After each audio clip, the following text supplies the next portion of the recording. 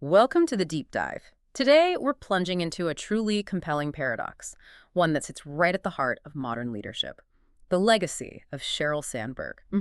We're talking about a woman who was, well, instrumental in building one of the most valuable companies on the planet, Meta. And along the way, she amassed this personal fortune, estimated at a staggering, $2.3 billion? That's the number, yeah. Huge. Yet, remarkably, when her name comes up, what almost immediately springs to mind for so many people isn't the money. It's not even the tech titan she helped build. It's an idea. Exactly. It's a powerful idea, a movement even, a call to action. Right? She was the strategic engine behind Facebook's, explosive growth.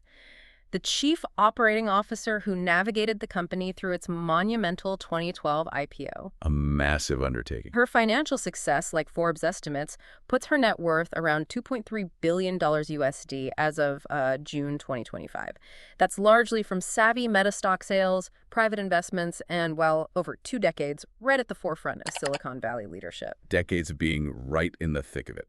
But the real story, the one we're really digging into today, it goes way beyond those impressive numbers. It's about a fundamental mindset, a philosophy she didn't just live by, but then articulated for millions. The powerful act of leaning in. That phrase. Yeah, that phrase, taking your seat at the table, confidently. And maybe most crucially, lifting others as you rise. Exactly. And our mission in this deep dive is to really unpack what we're calling this $2.3 billion mindset. Hey. It's not just about how she wielded immense corporate power within, let's face it, one of the world's most influential companies. Right. It's about how she leveraged that position, her insights, her personal journey, actually, to empower millions of women and, frankly, anyone facing self-doubt to believe they could claim their own power too. Okay, so where do we start? Well, we're going to journey through the calculated risks, the strategic career moves that really built her foundation. Then we'll dive deep into the origin and evolution of Lean In, the philosophy, the book, the global force it became. Then we'll explore her profound personal transformation through, an unimaginable loss and grief. And finally, we'll look at her quiet but incredibly impactful long-term war on workplace bias. And connecting all those dots. Exactly. As we connect these dots, you'll see how all these sort of disparate elements, they really intertwine to create a truly unique blueprint for modern influential leadership. 1. The foundation of power. Choosing scale over certainty. Okay, so let's start there with that foundation. Unpacking this core idea that seemed to underpin so much of Sandberg's rise, she seemed to grasp something really fundamental early on. What was that? That power isn't something you just passively wait for. You don't wait for someone to bestow it upon you, hand it over on a silver platter. It's something you actively claim. Strategically. Strategically, intentionally, and yeah, sometimes unapologetically. She certainly didn't start right at the very top, instantly wielding ultimate power. No, not at all. Instead, she meticulously built her way there, step by calculated step, often by making these unconventional, sometimes even high-stakes choices that, honestly, others might have shied away from. And what's really fascinating here is just how early that pattern emerged. Yeah. That pattern of choosing, let's call it audacious growth, over comfortable stability. Right. Think back to the early 2000s. Sheryl Sandberg was in what many would consider a very secure, highly respectable role at the U.S. Treasury Department. Yeah, sounds pretty stable. Totally. For someone with her background in economics, policy, this was the classic, stable, traditional career path. But she made a leap that, well, at the time, it must have seemed counterintuitive, maybe even a little bit risky to a lot of her peers. What was the leap? She joined a then pretty nascent tech company called Google. Ah, Google. Okay. Early days. Very early days. And this was a pivotal moment because back then, tech wasn't the universally recognized corporate powerhouse it is today.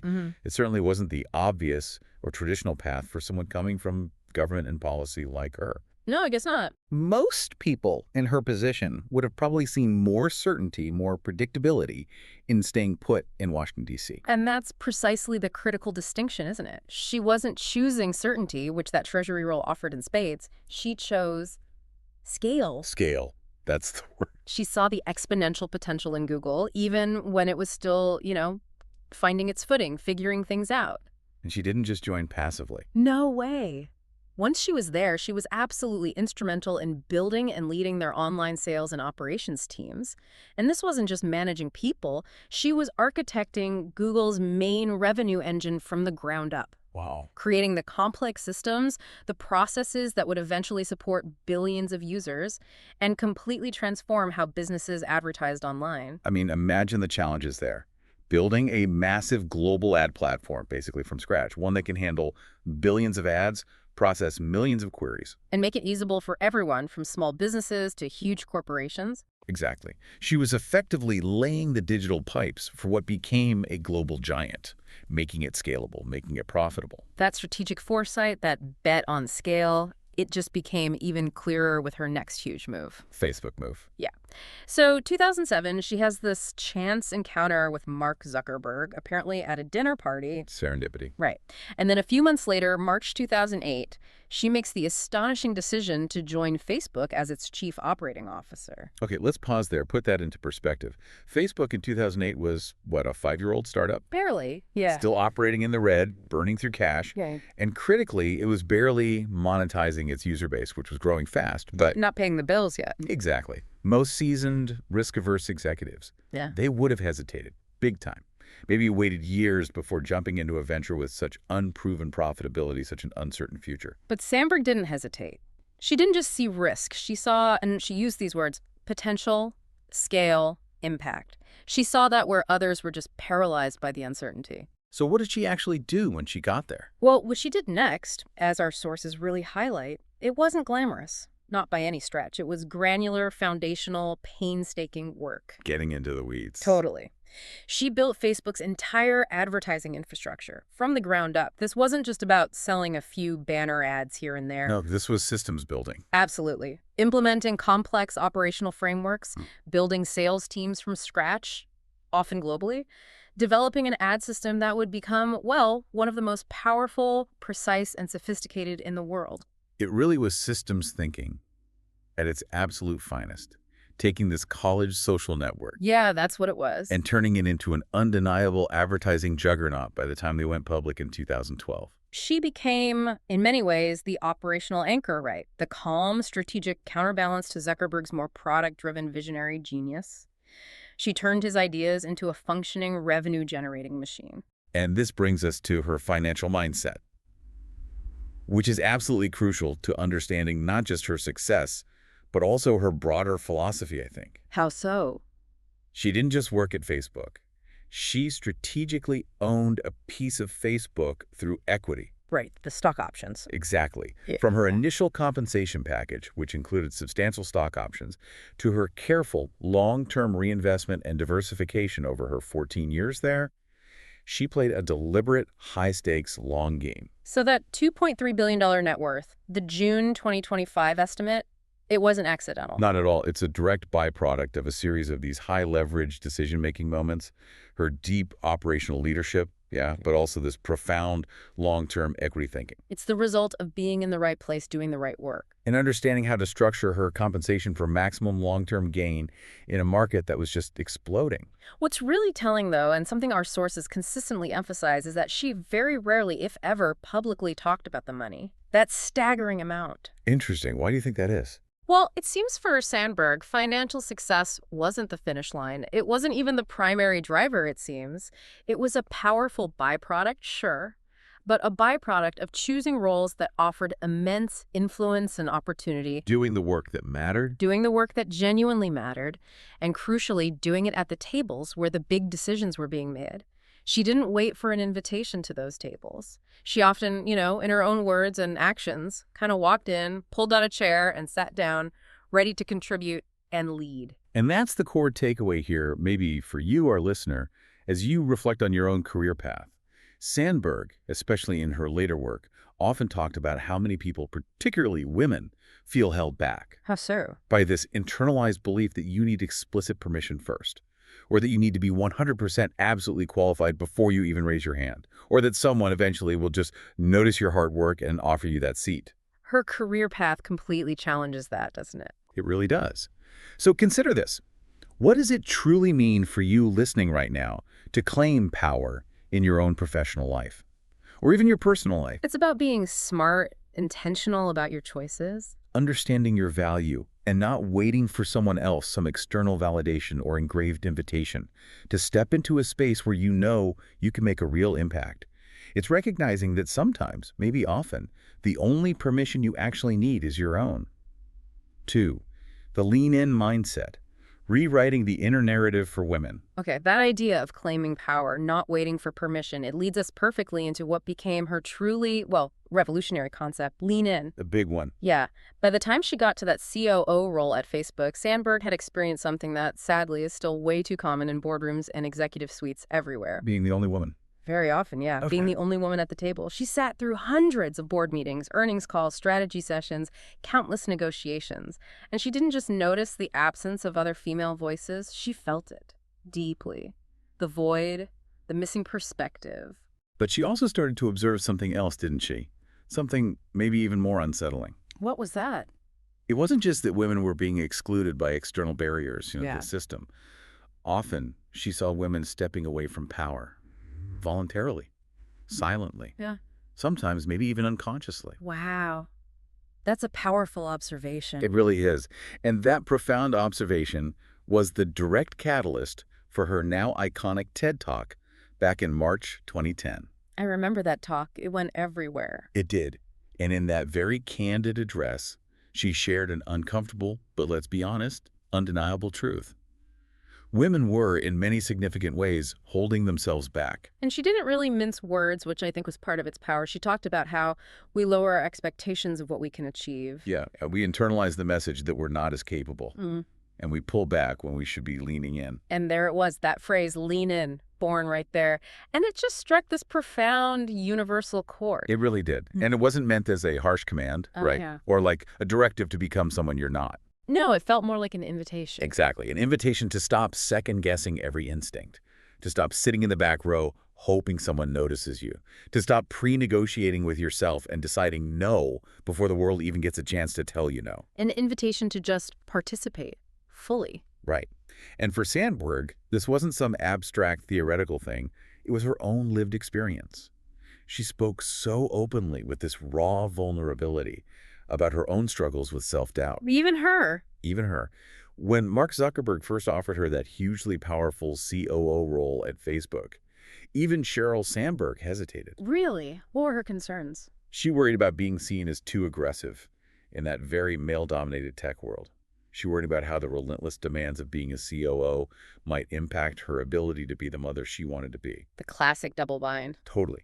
She worried, just like millions of other ambitious women trying to figure out how to balance career and family. But the crucial difference was she named that fear. She talked about it. She didn't bury it, didn't pretend it wasn't there. She brought it into the light. And in doing that, she gave this sort of tacit permission to countless women to acknowledge and then maybe start to overcome their own deep-seated doubts. And that TED Talk, it wasn't just a fleeting viral moment that disappeared, right? No, not at all. 3 years later, 2013, she released her groundbreaking book, Lean In: Women, Work, and the Will to Lead. Which was huge. Instantly huge. It wasn't just a hashtag one New York Times bestseller. Far more significantly, it ignited a global conversation. It sparked dialogues in living rooms, boardrooms, online groups across continents. Suddenly, women everywhere were collectively asking these questions that maybe they'd felt were too taboo or too personal, or maybe they thought they were the only ones feeling it. Like what kind of questions? Like, why am I always the one automatically taking notes in every single meeting, even when I'm the most senior person there? Or why do I instinctively doubt my promotion chances, even when my results clearly speak for themselves? Or even, why do I feel this persistent pang of guilt for simply wanting to lead, for wanting impact, for wanting more responsibility? The answers weren't always simple, obviously, and the book didn't pretend to have all of them. No, but the act of asking them collectively. That was revolutionary, validating those feelings, creating this shared language for experiences that so many women had probably felt were just their own individual failings. It makes you think, doesn't it? How does this resonate with your own experiences listening right now? Or maybe observations you've had in your professional life, or even your personal life. Yeah. Have you ever found yourself subtly pulling back or doubting your own worth, your readiness for a challenge, even when deep down you knew you were capable? And this isn't just about women, really. It's about anyone, anywhere, who might hesitate to step into their full potential because of internal barriers. Now, it's important we acknowledge Lean In wasn't without its critics. Significant critics, and rightly so. Definitely. There was pushback. Some argued, passionately, that it focused too much on individual effort, on mindset shifts, and maybe neglected the pervasive systemic and structural barriers. Things like unconscious bias, unequal pay, lack of affordable childcare. Things that disproportionately affect women. Others felt it spoke primarily to a certain group, maybe privileged women, in corporate roles, and maybe overlooked the unique struggles of women facing different socioeconomic realities, or racial discrimination, or those intersectional challenges. So how did Sandberg respond to that criticism? Well, true to the very philosophy she was espousing, she kind of leaned into it. She didn't dismiss it? No, she didn't dismiss it or ignore it. Yeah. She openly acknowledged the limits of her own lens, her own experience. She listened, really listened, learned from diverse perspectives, and showed this willingness to evolve the conversation and the actual work of leanin.org. Okay, so that offers maybe a deeper insight into her leadership style. I think so.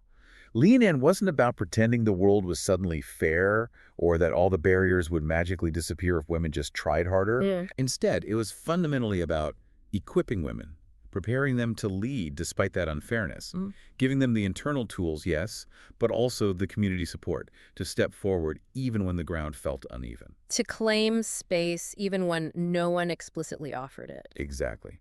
And crucially, to understand their responsibility in bringing others along with them, making sure the next generation didn't face the same solitary struggles. This really brings us back to one of her most impactful quotes, I think. The one that really captures the spirit of the movement. Which one is that?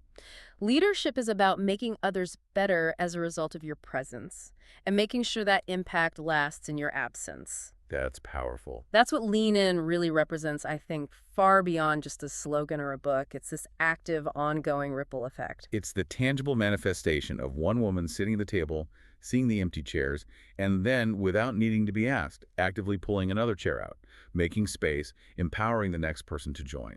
It's an ongoing, living movement, still evolving. 3. From philosophy to practice, how leanin.org became a global force for women. You know, ideas, as we've just been talking about with Lean In, they're undeniably powerful. They can shift mindsets, spark huge conversations, even challenge these deeply ingrained societal norms. But an idea alone isn't enough, right? Exactly. For an idea to really go beyond just being a concept and become a true movement, to genuinely sustain transformation and create lasting systemic change, it needs infrastructure. It needs a tangible platform, organization. And that's what Sandberg understood. That's precisely what she profoundly understood and meticulously set out to build right after her book became this global phenomenon. She knew a book could start the conversation, absolutely, but it couldn't on its own sustain a global shift in behavior and opportunity. So what did she do? In 2013, the very same year the book hit the bestseller lists and ignited that global firestorm of discussion, she launched something much more ambitious, much more practical, leanin.org. The nonprofit. Exactly. Specifically designed as a nonprofit organization aimed at providing women not just inspiration, not just intellectual guidance, but tangible community and actionable tools. And the core concept, the engine of it all, was the circles, right? Yes, the circles. Yeah. And the concept is remarkably simple, but incredibly effective.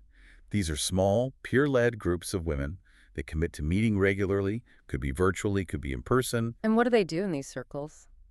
Their purpose is simple but profound. Right. Support each other in their professional and personal goals, learn practical leadership skills together, openly share their struggles and their breakthroughs, and consistently push each other forward. It's like a literal manifestation of her saying, we rise by lifting others. Absolutely. And what made these circles so impactful, I think, was their inherent accessibility. You absolutely didn't have to be a CEO or work in tech or even be in a formal management role. You just had to want more. You just had to have a desire to want more for yourself and for other women, and be willing to show up, be vulnerable, and be an active, contributing part of that supportive community.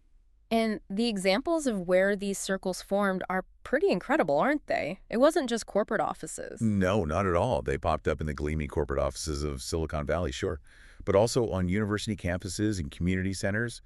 And incredibly, our sources detail them emerging in refugee camps, Wow. in remote rural villages, even in countries where just discussing gender roles or female ambition was historically taboo, culturally really fraught. So these groups, maybe meeting quietly or online. Exactly. They discussed everything: imposter syndrome, salary negotiations, the reality of juggling motherhood and career, burnout, ambition, boundaries, navigating unconscious bias in their daily lives. So each circle became like a mini lean-in laboratory. Kind of. Wow. A powerful microcosm of the larger philosophy. Women collectively refusing to be isolated in their challenges, finding strength in that shared experience. The scale of this, from a TED Talk and a book, is kind of mind-blowing. It really is staggering when you consider its origins. By June 2025, leanin.org had supported the formation of over 34,000 circles 34,000. in 157 countries, with more than 380,000 active members worldwide. Wow. Think about that. A single, candid TED Talk, a phrase, a book, sparked this immense interconnected global web of resilience, mutual support, and ambition. It's a huge testament not just to the idea, but to backing it up with something practical. Exactly. Backing that idea with practical, scalable, community-driven tools. And crucially, the movement didn't just stay static, right? It kept evolving. Absolutely. Sandberg and her team made sure leanin.org consistently offered structured, evidence-backed content, practical discussion guides, comprehensive leadership training programs. They proactively formed strategic partnerships with leading companies, NGOs, academic institutions. And they tailored the content too, didn't they? Yes. Really importantly, they created deeply tailored content, specifically for underrepresented women. Black women, Latinas, Asian Americans, women in frontline jobs, recognizing that the challenges faced and the solutions needed are incredibly diverse and intersectional. That adaptability must have been key, especially during something like the pandemic. Oh, definitely. That was starkly highlighted during COVID in 2020. As women disproportionately bore the brunt of remote work challenges, job losses, increased burnout, leanin.org quickly launched new tools and resources. Specifically are those issues. Yeah, designed to support them through those novel adversities. Guidance on managing stress, advocating for flexibility, all of that. And then in 2022, they formalized their long-standing partnership with McKinsey & Company. For the Women in the Workplace reports. Exactly. These incredibly influential annual reports meticulously track gender gaps in corporate America. They provide data-driven insights that directly influence HR policy and leadership development in dozens, maybe hundreds, of Fortune 500 firms. So she wasn't just building community, she was actively trying to shape policy too. One lean-in circle, one data point, one conversation at a time. Yeah. Now here's where maybe some of the deeper magic or maybe misconception lies. The circles weren't about making women more like men to succeed, were they? No, absolutely not. Despite some misinterpretations, that was never the goal. They were strategically designed to give women the confidence, the skills, and that invaluable community support to lead on their own terms. So what does that mean on their own terms? It means they explicitly emphasized and celebrated strengths, often undervalued in traditional, more masculine leadership models. Things like the power of collaboration, the nuanced influence of soft power, persuading and inspiring rather than just commanding, and the critical importance of emotional intelligence in building effective teams, fostering inclusive cultures. So these weren't seen as weaknesses? No. In this framework, they were strengths to be leveraged, amplified. Of course, the movement still faced scrutiny. The criticisms didn't just disappear. No, and those criticisms were important to consider. Some critics kept questioning if peer-to-peer circles alone were really enough to combat deep-seated systemic inequality, or if the model was truly effective for women facing extreme poverty, or institutional racism, or severe legal barriers in really restrictive societies. And Sandberg's response? She consistently maintained that lean in was never presented as some magic singular fix for all of women's challenges. What she offered, boldly, unapologetically, was a framework, a powerful starting point for individual action and collective change. Like it's a tool, not the whole toolbox. Exactly. She often told circle leaders and anyone listening, the power isn't just in the message itself. It's in the meeting. It's in the showing up. It's in the consistent shared commitment to growth. And what a profound act of showing up it has consistently been. Our sources vividly illustrate that lean-in circles exist even in countries where women face severe legal restrictions. Places where they might not be allowed to drive or vote or speak freely in public without male permission. Yeah. And in those contexts, the simple, quiet act of forming a circle women gathering to share, to learn, support each other, dream of a more equitable future. It isn't just professional development in those cases. No. It is quite literally an act of quiet, courageous revolution, a testament to the enduring, maybe subversive power of community and shared ambition against truly immense odds. 4. The breaking point. Turning grief into global empathy. For years, Sheryl Sandberg really was the embodiment of confidence, wasn't she? Competence, unshakable resilience. Definitely the image. She was the woman who had leaned in, the formidable leader who built billion-dollar systems, the articulate voice telling other ambitious women, don't leave before you leave. Don't opt out of the workforce too early. She projected this image of someone completely in control, always composed, always thriving. But then on May 1st, 2015, that seemingly impenetrable facade just shattered in the most unimaginable way. It was this deeply private catastrophe that instantly became a global public event. Her husband, Dave Goldberg. Highly respected CEO of SurveyMonkey, right? Yeah, devoted father to their 2 young kids, her partner of 11 years. He died suddenly, shockingly, while they were on vacation in Mexico. Ow. He collapsed from cardiac arrhythmia while he was exercising at a resort gym. He was only 47 years old. 47. Just devastating. The world knew Sheryl Sandberg as powerful. Now, in an instant, they saw her as something else entirely, utterly, heartbreakingly shattered. A brutal reminder that even at the absolute pinnacle of success, personal tragedy can strike with devastating force. For weeks after his death, she was understandably quiet. Yeah, largely quiet. The world sort of watched, waited, and then just 30 days after his death, she did something truly extraordinary and incredibly courageous for someone of her public stature. What was that? She posted this raw, deeply personal, unflinchingly vulnerable message on her Facebook page. I remember reading that. It was intense. It really was. She wrote in agonizing detail, I have lived 30 years in these 30 days. I am 30 years sadder, 30 years wiser. She painstakingly detailed her experience of acute grief, crying openly at work, feeling utterly lost as a single mother, struggling just to pretend to function in these high-stakes meetings. It wasn't some polished PR statement. Not at all. No spin. It was painfully, profoundly human. A visceral cry from the heart of a grieving person. It laid bare the messy reality of loss. And the impact was immediate, wasn't it? Instantaneous and global. It struck this universal nerve. Thousands upon thousands of people, executives, parents, students, widows, men, women, all walks of life started sharing their own stories of loss, vulnerability, survival, and response. She had done something few public figures at her level ever really dare to do. She let herself be seen in her most broken, unvarnished state. But she didn't stop at just sharing her pain, as maybe cathartic as that was. What else did she do? She began asking these new, difficult, profoundly important questions. Like, why do we, as a society, so often avoid discussing grief, especially in the workplace? Is resilience just something you're born with, an innate quality? Or can it be learned, cultivated, strengthened? How do we actually rebuild after devastating loss? How do we move forward, rather than just trying to get back to some fragile version of what was before? These are huge questions. Huge.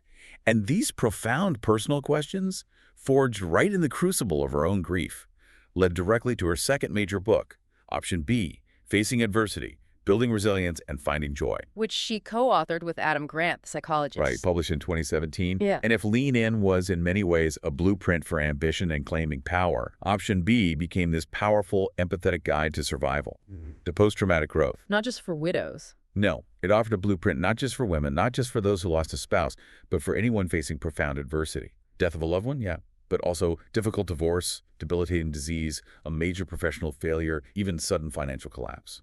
And it had that really memorable rallying cry. Yeah, born from her own desperate search for meaning. It became this universal mantra. Option A is not available, so let's kick the shit out of Option B. Direct.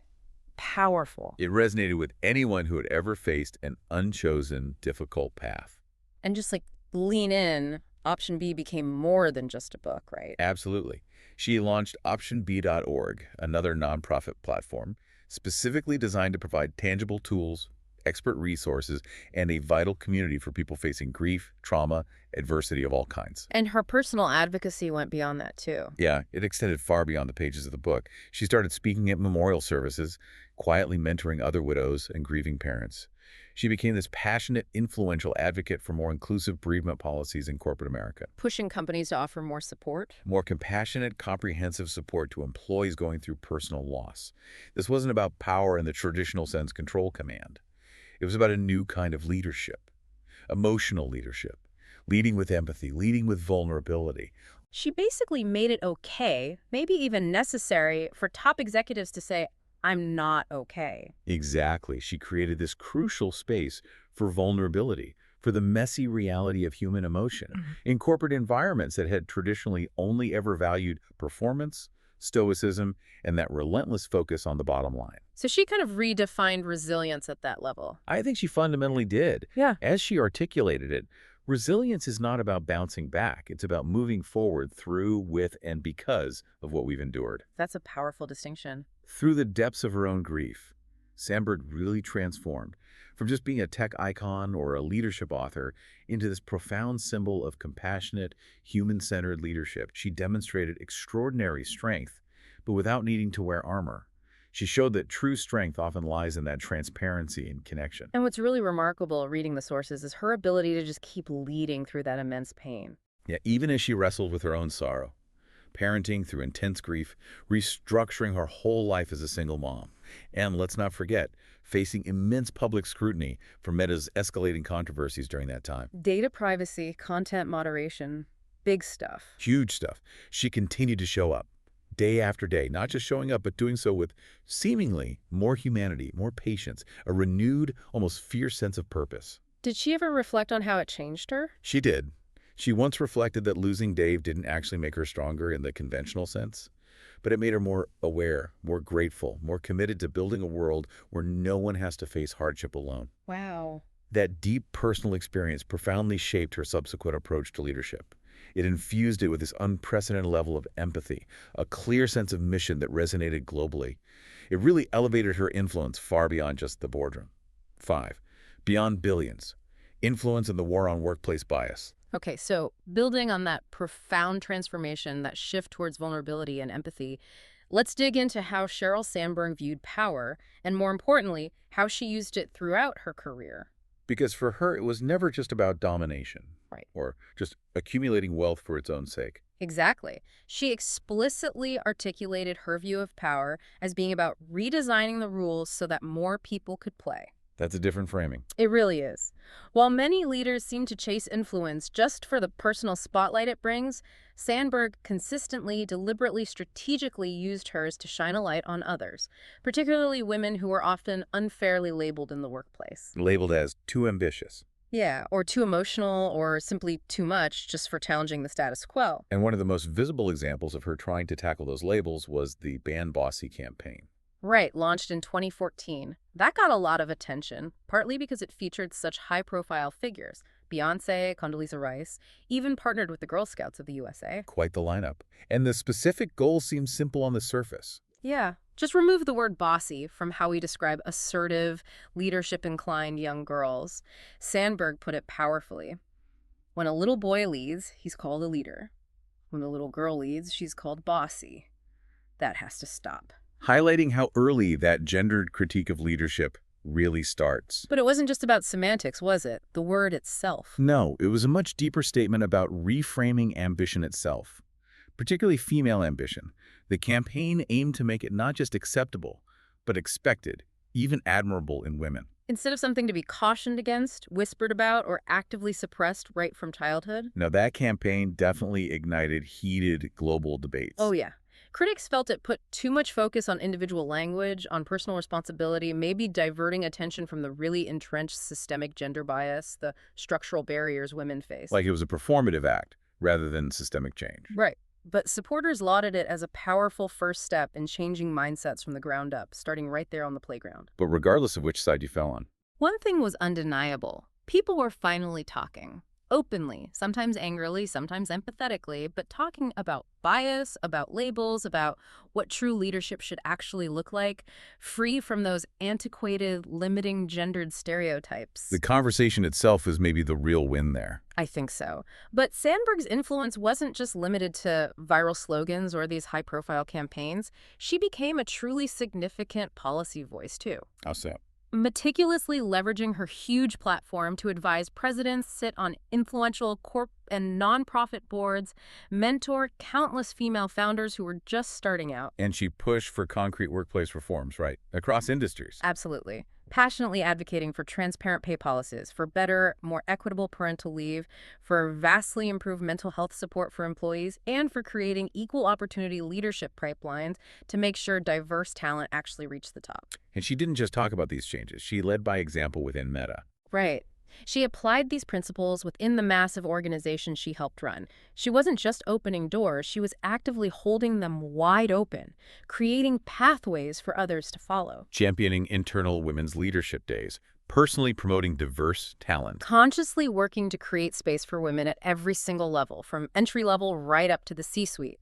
She famously said, and really seemed to exemplify, real leadership isn't about being the smartest in the room. It's about creating rooms where others can rise. And her leadership style itself reflected that. It was never confrontational in that aggressive sense. It felt calculated, consistent, deeply human, rooted in data and persuasion, soft power, you could call it, expertly wielded. And it worked. It undeniably worked to shift internal culture and, to some extent, external perceptions. Now, of course, Sheryl Sandberg wasn't immune to criticism or controversy, especially during Meta's more turbulent years. No, definitely not. As the company faced immense scrutiny, global backlash over huge issues, users' data privacy, content moderation policies, accusations of political manipulation. She was right in the thick of it. Public hearings, congressional testimony, difficult internal discussions. And she faced that criticism head-on, took public responsibility for her role within the company's leadership during those really challenging times. And then in 2022, after 14 years. 14 transformative years that profoundly reshaped both the tech industry and the landscape of women's leadership. She made the significant decision to step down as COO of Meta, the end of a remarkable era. But stepping down from Meta didn't mean stepping back from her core mission, did it? No, far from it. Since then, she's continued to invest strategically in promising startups led by women and people of color, advising various public health initiatives, and crucially, dedicating her time to scaling leanin.org and optionb.org globally, reaching even more people in need. Her mission, reading through everything, seems clearer than ever, and it hasn't wavered. It really seems to be about ensuring women not only survive within existing systems, but actively, persistently, powerfully change those systems. Because while having a personal net worth of $2.3 billion is undeniably powerful, her true, enduring legacy, as she herself seems to understand it, is maybe in helping millions of women believe that they are powerful too, that their voice matters, that their seat at the table is rightfully theirs to claim. Lessons in reflection. So, after this really extensive deep dive into Sheryl Sandberg's remarkable, complex journey, we're left with a pretty profound question for you, our listener. What truly defines power? Yeah, what is it really? Is it exclusively sitting in the C-suite of a trillion-dollar company? Is it the sheer scale of building digital systems that connect and influence billions of people worldwide? Or is it perhaps, as many still believe, just having your name listed next to a $2.3 billion net worth in Forbes? That symbol of immense financial accumulation. Well, for Sheryl Sandberg, we can definitively say those milestones absolutely matter. I mean, they reflect undeniable brilliance, strategic foresight, relentless work ethic, immense grit, no question. Absolutely. But her true power, as she seems to have consistently demonstrated through both her public work and that profound personal transformation we talked about, it doesn't ultimately reside just in those numbers or titles alone. No, her real lasting power seems to live in that expansive, ever-growing ripple effect she created. Exactly. It lives vividly in the millions of women who, maybe after hearing her articulate that simple but potent phrase, lean in, finally summon the courage to raise their hands, or to boldly ask for that long-deserved promotion, or maybe just set a crucial boundary in their lives without that crippling guilt. It lives in every single lean-in circle still meeting right now, probably as we speak, in cities you've never even heard of, across cultures, providing that mutual support, challenging those deeply ingrained norms. It lives in every grief-stricken parent or anyone facing profound loss who, reading option B, maybe in the quiet hours of 2 a.m., finally felt seen, felt understood, found just a glimmer of hope to somehow move forward. That ultimately feels like Sandberg's real enduring empire. It's not just meta, it's a deeply transformative mindset. A mindset that tells us, look, you don't have to be fearless to act, but you absolutely must show up. That true leadership isn't about having the loudest voice in the room, but about making braver, more impactful choices, often quietly. And that genuine success, the kind that truly lasts, the kind that resonates, is only truly success if it actively, intentionally lifts someone else along the way, opens doors for those who follow. Her entire journey, really, from government official to tech titan to this global voice for empathy. It teaches us a crucial, maybe surprising lesson. Influence at its most powerful isn't really about being the hero of your own story. What is it about then? It's about becoming, through your actions, through your authentic vulnerability, the catalyst, the inspiration, the reason someone else finally finds the courage to write theirs. Yeah, she built immense financial wealth, sure. But maybe far more importantly, she built countless pathways for others. She leaned in. She broke. And then, with remarkable resilience and purpose, she rebuilt, transforming her own pain into a blueprint for others. And in doing so, she paved a slightly easier, a far more visible, and definitely an infinitely more empathetic path for the rest of us to rise. Outro. So if you've made it to this point in our deep dive into Sheryl Sandberg's really powerful legacy, maybe something inside you is stirring right now. Maybe you've recognized that familiar feeling, that hesitation, that waiting for permission, maybe sitting at the edge of the room instead of at the table. Perhaps you've doubted yourself, even when your work spoke volumes. Or maybe stayed quiet when your voice, your unique perspective, was exactly what the situation truly needed. Let this deep dive maybe be your moment of realization. You don't need a COO title. You don't need a massive public platform or $1 billion net worth to make an impact. You just need to lean in to your story, to your inherent strength, and to your rightful, impactful seat at the table. And once you're there, once you've truly claimed that space, that voice, that agency, the pivotal question shifts, doesn't it? Yeah, it becomes who can you lift? Because that's precisely how real, profound, lasting change actually happens. Not through catchy slogans or grand proclamations or even massive financial exits. It happens through everyday courage. One voice, one conversation, one bold decision at a time, creating that ripple that truly lasts. So if this message resonated deeply with you today, maybe consider sharing it. Send it to a friend, a colleague, a family member, or perhaps just keep it for yourself for a harder day when you need that reminder. Because this deep dive ultimately isn't just about telling a story. It's about building mindsets that last and maybe empowering you just a little bit to write your own.